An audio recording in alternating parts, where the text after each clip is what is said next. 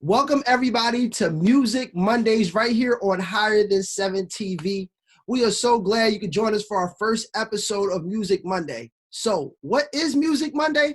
Well, Music Monday is the show and the day dedicated strictly to the artists, the songwriters, the producers, any and everybody that's in the music industry and just loves music. We felt that the independent artist needed a voice, and that voice can be found right here on Music Monday. And so to kick off everything for Music Monday, we have our first guest, an incredible singer-songwriter, Maria Arroyo. Now, let me tell you about Maria. Maria is a singer-songwriter out of Philadelphia area, and she works as a contributing writer and social media content creator for That Mag, contributing writer for indie band Girl, and as an executive of Higher Than 7, for Higher Than 7. However, one thing about Maria Arroyo, she is an incredible musician. So that's the thing about it, is that we want to bring you these incredible artists, these incredible singer-songwriters, these incredible talents right into your phone, right into your smart device, right into higherthan7.com. So Maria, thank you for joining us. How you doing today? I'm good. How are you? I'm doing great. Sorry about that long introduction, but I felt that it was good. To justify the right way to introduce you. I like it. I like it. So tell me, Maria, a little bit about your background and how you got started playing the piano. So growing up, probably the first thing that came out of my mouth was some sort of melody. And ever since I could talk, I've been singing. I would run around my house singing The Little Mermaid on repeat, singing every Disney song that ever was. So I knew really young that I wanted to sing and do something with music. So when I moved here, I originally grew up in New York. And then when I moved to Pennsylvania, we had a much better music program. So starting in middle school, I took beginner piano. I was like, we're going to see what happens. Because I've always written songs, but they were only lyrics. That's all I really had to work with. So I decided, let's take this class, see what happens. And it was great. I had a great piano teacher. Everything just worked really well for me. I took another piano class after that, and I just kept playing after that. I found that I could my songs went to the next level now that there was music behind it. So then went into high school doing the same thing, more music, things like that. And I knew going to school when I would go to, get a degree, that I knew it was going to be in music. I just wasn't sure how I was going to do it. But I ended up going to Millersville University. I just graduated with a degree in music industry with a concentration in music management. And during my time there, I just really, I don't want to say found myself, but I realized just how important music was to me. And even when things were very, very tough and I almost felt like giving up, like I knew I would regret it like later on. And I had a great support system that really pushed me to be the best I could be. And it gave me a lot of experiences to write about. And I just found that the only way I could understand the things that I was going through and just the world around me was through my songwriting. So that passion like really grew tenfold.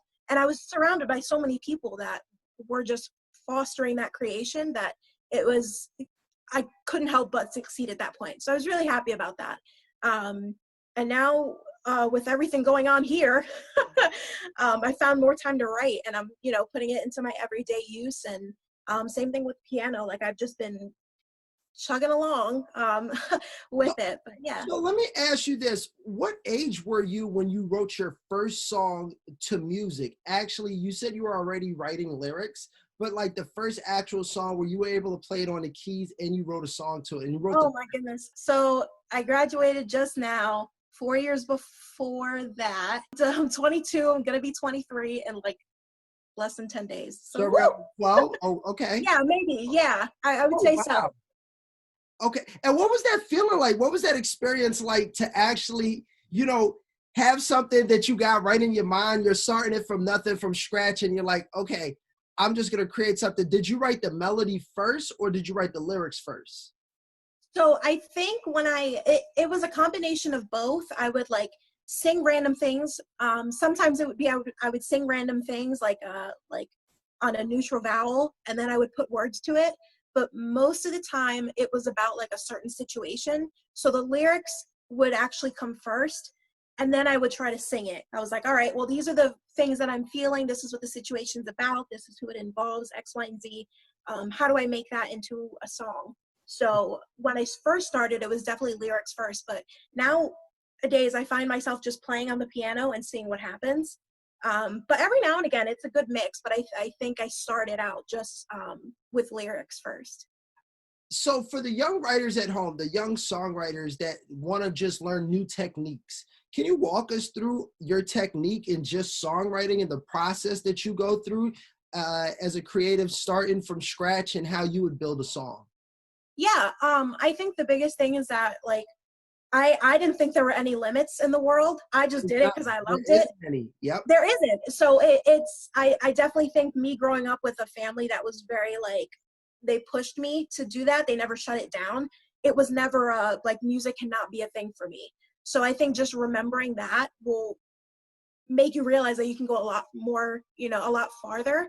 For me, my songwriting has always been about very personal experiences. So all my songs are very emotional. They're supposed to make you feel something, whether it's the same thing I felt or if it's a way that you can relate to my music. That's what I use my songwriting for. So some people might use it as, the way that I do. Some people might do it as a funny outlet. Like you hear a lot of like funny or, goofy songs, things like that. But music is meant to give some sort of expression, regardless of what that is. And I just found that it worked better for me through trying to learn about the world and personal experiences. But the worst thing that happens is you just decide not to do it anymore. Exactly. It doesn't harm anything at Mhm. that point to just go for it. See what happens. Pick up an instrument. Let's see what happens. So can you show us? I mean, I see you at the keys. Like, just Yeah. take us through like your steps, Um, or just okay, a so song that you possibly wrote already before, and just like how that happened. yeah, so I listen to a lot of Adele, so that's a lot of where that like song structure comes from. Okay. So when I could learn music theory, I realized what those chords were, but like I knew how to play in the key C, which is, hold on, it'd be helpful if which is here. I was like, well, you can play any of the white keys and see what happens. Because all my songs were really, really sad, I would try to put, like a minor chord behind it because it's usually means it's a sadder song. So with knowing what notes made up those chords, I just started here and I was like, yep, that's sad. Okay, where do I go? And then at that point, being in C or A minor for that instance, I would just play around and see what would happen. So if you know your scales and you know where those notes go, like just hit something and see what happens. Like literally just like the worst that happens is you hit this and then it just sounds really gross and you know not to do it again. Well, for me, that's kind of how I got started with producing. Because before I got in deep into like the video and the film production and all that side, I started off as a music producer. I didn't know anything about music. I have no mentors. I just picked up the keyboard. I watched YouTube and I just studied and then I just kept messing with it. And like you said, there's no wrong answer. So as an artist, you can just do pretty much anything and everything that you want to do. And then if it works, if it sticks, it does. If it doesn't, okay, then you just keep Yeah, trying. then you just substitute it for something else, And you definitely. substitute it for something else. So thank you so much for schooling us, Oh in yeah. how you go about the process. Do you think you could play us a song right here on Oh Music yeah. Monday? Yeah, I could do that. Okay. So this is a song I wrote about, I want to say around 4-ish years ago, so like beginning of college. But this song, along with another one that I play a lot, like it was probably maybe 2 years in the making, like just 2 years of trying to write this song because I knew what I wanted it to be about. I just couldn't find the right words. And again, it's a very personal song, so it's like I want to get the feeling right that I'm feeling, and I want that to come by, other people that are listening to it. So yeah, so this song I wrote, about 4 years ago, and it's dedicated to the month of April, which is Sexual Assault Awareness Month. And so I found it fitting to, I was playing around with it not too long ago, so we're just gonna see what happens, and I'll play it for you. Ladies and gentlemen, Maria Arroyo.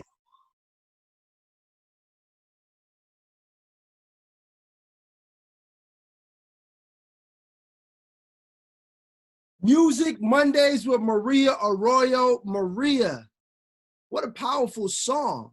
Thank you. How'd that song come about?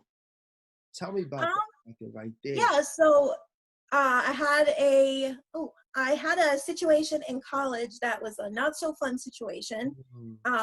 But somebody, took advantage of me, and I didn't know how to handle it. And I realized it was affecting a lot of different aspects of my life. And I need to figure out how to, fix it and deal with it. Because I realized that I'm a very extroverted, very, very over the top person. And I realized that was being affected as well. So I knew that I needed to figure something out. So I was playing one day, and it started happening. I was like, okay, I think I'm ready to deal with it now. Because every time I would try to write about it, I just couldn't. I couldn't get through a session without crying or freaking out or something. So I finally got to a point where I could, process what happened and how did I want to put that into words so that way I could understand what happened. And then I realized that I was getting my old self back. I realized that I was getting, through music. I was getting to a place where I could understand it. Yeah. And that's the way I dealt with it. And, do you mind playing us another record? Yeah. Mondays. I mean, you play so nice. Will you? Oh, yay. One more record. I could do that. Please. So this song, let's see. Yeah, so this song I'm working on currently, I wrote it, again, I think 5-ish years ago, was a big writing breakthrough for me. So, but I recently played it for a songwriting circle where you play your music and then they give you ideas and feedback. And so they were like, well, it did what it needed to, it made me feel something. I was like, yes, that's all I want to hear. So I'm currently working through just ways to just dynamically make it a little bit better. Okay. But this song is called I Don't Need You Anymore.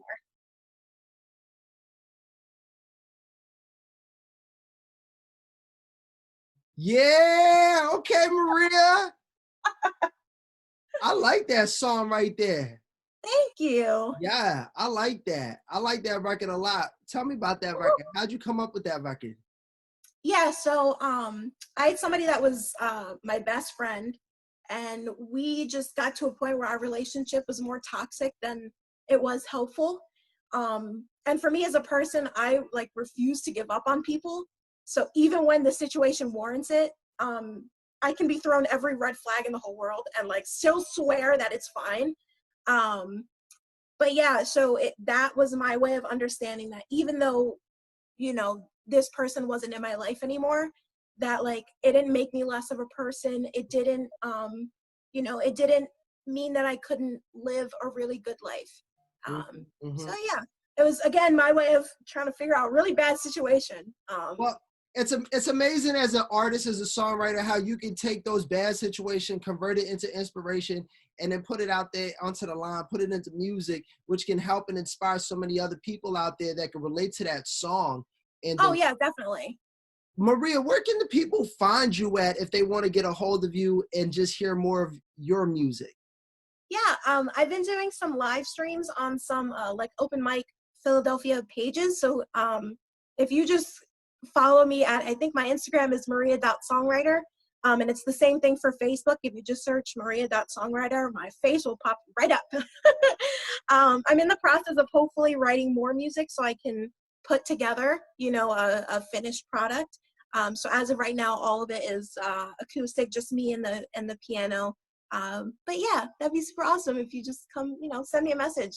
Tell me what you think. Please, everybody, check out Maria Arroyo. She's an incredible songwriter. She's an incredible musician. She's just even a better person, wonderful person. Thank you so much for being here, being our first Music Monday guest.